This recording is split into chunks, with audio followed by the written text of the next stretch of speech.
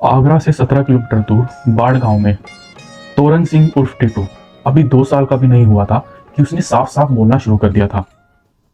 हालांकि ये बात हर माँ बाप के लिए एक खुशी की बात होती है कि उसका बच्चा समय से पहले बोलना लग जाए, पर टीटू के केस में यह बात उसके माता पिता के लिए एक चिंता का विषय बन चुकी थी।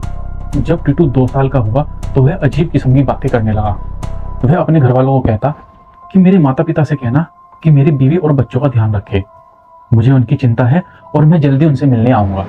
जब टीटू की माँ ने पूछा तू किसकी बातें करता है, तो उसने बताया वह अपनी असली माँ बाप की बातें करता है जो इस समय आगरा में है। वह बार बार कहता कि तुम लोग मेरे असली माँ बाप नहीं हो, मेरा असली परिवार तो आगरा में है। दुकान पर लिख रही है वाला कोई कहानी बताओ पड़ेगी भैया लेगा अच्छा लिख के। Welcome to Rose Black show, you are watching the case of Titu Singh. यह कहानी इतनी इंटरेस्टिंग है कि जैसे जैसे हम आगे बढ़ेंगे आपकी दिलचस्पी और बढ़ती चली जाएगी। आपसे रिक्वेस्ट है इस वीडियो को लाइक करें और हमारे चैनल को सब्सक्राइब करें। 1988 3 साल बीत गए। अब टीटू 5 साल का हो चुका था, पर जिस किस्म की बातें अब वो करने लगा था उसने उसके माता पिता को एक गहरी चिंता में डाल दिया था। वह कहता कि उसका असली नाम सुरेश वर्मा है और उसकी एक बीवी है जिससे उसको 2 बच्चे हैं, सोमू और रोमू। उसने अपनी बीवी का नाम उमा बताया और कहा कि उसके असली पिता का नाम चंद्र भारती है। उसने यह भी बताया कि उसका आगरा में एक बंगला है और सदर बाजार में एक सुरेश रेडियोज नामक शॉप भी है।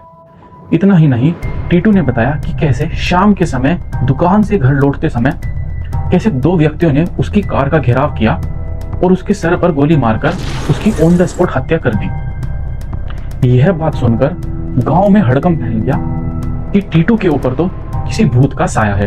टीटू की बात की सच्चाई को परखने के लिए टीटू का भाई अशोक अपने दोस्त के साथ गांव से आगरा की तरफ चल पड़ा और वह सुरेश रेडियोज नामक दुकान को सदर बाजार में ढूंढने लगा। मेरे घर वालों ने यह फैसला किया कि मैं आगरा जाकर पता करूं कि जो मेरा छोटा भाई टीटू बोलता है वो सच है कि नहीं। काफी देर भटकने के बाद जब वह थक हार कर बैठे ही था तो उसकी निगाह सुरेश रेडियोज नामक एक शॉप पर पड़ी जिसका जिक्र टीटू हर बार करता है। सुरेश रेडियोज नामक शॉप को देखते ही अशोक के पांव तेजी से दुकान की ओर बढ़ने लगते हैं। वह दुकान के अंदर जाता है जहां उसे एक लेडी मिलती है। बातचीत करने में पता लगता है कि वह वाकई ही एक सुरेश नामक व्यक्ति की वाइफ है जिसका नाम उमा है। यह बात पता करते ही अशोक चिंता में आ जाता है। सुरेश रेडियो की दुकान मुझे वहाँ मिल गई और वो वाकई एक विधवा उमा की थी जिसके पति का कुछ साल पहले खून हो गया था। अशोक टीटू की बात को परखने के लिए उस लेडी उमा से कहता है कि मुझे सुरेश से मिलना है। उमा 2 मिनट शांत रहती है और फिर बताती है कि सुरेश जी की तो मृत्यु हो चुकी है। अशोक के थोड़ा पूछने पर उमा ने सुरेश को बताया 28 अगस्त 1983 सुरेश अपनी दुकान से घर की ओर लौट रहा था। जैसे ही वह अपने घर पर पहुंचा तो 2 व्यक्ति जो कि उसके घर के बाहर घात लगाए बैठे थे उस पर गोली बरसानी शुरू कर दी, जिसमें से एक गोली उसके सिर के दाहिने हिस्से पर लगी जिससे उसकी ऑन द स्पॉट मौत हो गई।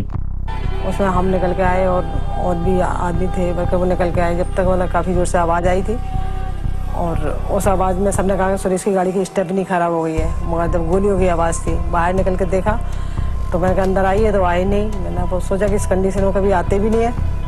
मैं गाड़ी के पास गई और मैंने ऐसा लगा तो हाथ पकड़ गई तो मेरी सीधी चीख निकल गई किसी ने गोली मारी है। उमा ने बताया कि बिना किसी को सजा हुए सुरेश का केस क्लोज कर दिया गया। यह बात सुनकर सुरेश की पैरों तले जमीन सरक गई। सारी बातें हूबहू जो कि टीटू अशोक को बताता था, बीवी का नाम, उसकी हत्या का कोज, उसके बच्चों का नाम और सुरेश रेडियोज नामक उसकी शॉप आगरा में। इसके बाद अशोक ने भी उमा को टीटू का जिक्र किया। कुछ दिनों बाद सुरेश के घर वाले टीटू के गांव पहुंचे। उस दौरान टीटू अपने घर में बैठकर खाना खा रहा था। जैसे उसने सुरेश के परिवार वालों को गेट पर खड़ा देखा वह भागकर उनसे लिपट गया और तो और वह उमा को अपने पास बैठने के लिए इशारे में कहने लगा और अपने बच्चों के बारे में पूछने लगा। उमा उमा आई, पापा जी आए, माता जी आई, सब आए। बहुते बोले कि मम्मी जी खाट पे बैठी है यहाँ और बुला ला जाते 2 बात करूँगा। इसके बाद टीटू को आगरा ले जाया गया। इससे पहले सुरेश के भाइयों ने कुछ प्री प्लानिंग कर ली थी कि इस बात में कितनी हकीकत है जो कि टीटू कहता है। टीटू को मिसलीड करने के लिए सुरेश के भाइयों ने गाड़ी को दुकान पर ना रोककर दुकान के सामने से गाड़ी को तेज से भगाया। जब गाड़ी दुकान के सामने से निकली तो टीटू बोला, रुको रुको, दुकान तो पीछे रह गई है, आप आगे कहाँ चले जा रहे हो। ये बात सुनकर सब हैरान हो गए। टीटू कार से उतरता है। टीटू की शॉप में एंट्री होती है, लेकिन उसकी चाल और बॉडी लैंग्वेज एक 5 साल के बच्चे वाली नहीं बल्कि एक शोरूम के मालिक जैसी थी। वह दुकान में यह भी पहचान लेता है कि किस हिस्से में रेनोवेशन किया गया है। इधर आ रही तो यहाँ तो पूरा दूसरा है, मेरा तो बैग रखते तीसरा बैग है लगते और अल्लाह दवा तो लेना ऊपर से नीचे से लगते जितना पहले अब आखिर बड़ा सवाल यह था, क्या टीटू जानता है कि सुरेश के कातिल कौन थे। टीटू बताता है कि 2 में से एक का चेहरा उसने देख लिया था। वह और कोई नहीं, सुरेश का बिजनेस पार्टनर था। टीटू के बयान के आधार पर आगरा पुलिस ने इस केस को सीरियस लिया और शक के दायरे में लोगों को उठा लिया गया। सख्त कार्रवाई और पूछताछ से अपराधी ने अपना अपराध कबूल किया। इस कबूलनामे के आधार पर सुरेश वर्मा 1983 केस को रीओपन किया गया। यह पहली बार था कि कोर्ट में कोई केस पुनर्जन्म से जुड़ा हुआ आया हो। इस केस के सबसे बड़े टर्निंग पॉइंट थे पोस्टमार्टम रिपोर्ट और बर्थमार्क रिपोर्ट। सुरेश के सिर पर जिस जगह गोली मारी गई थी उसी जगह टीटू के सिर पर उसी साइज के बर्थमार्क थे। जब टीटू के सिर से बाल हटाए गए तो एग्जैक्ट बिल्कुल उसी साइज और शेप के बर्थमार्क मिले थे जहां पर सुरेश का सिर पर गोली मारी गई थी। कोर्ट ने भी मान लिया कि हाँ, टीटू ही सुरेश का पुनर्जन्म है और इन सबूत के आधार पर अपराधियों को सजा दी गई।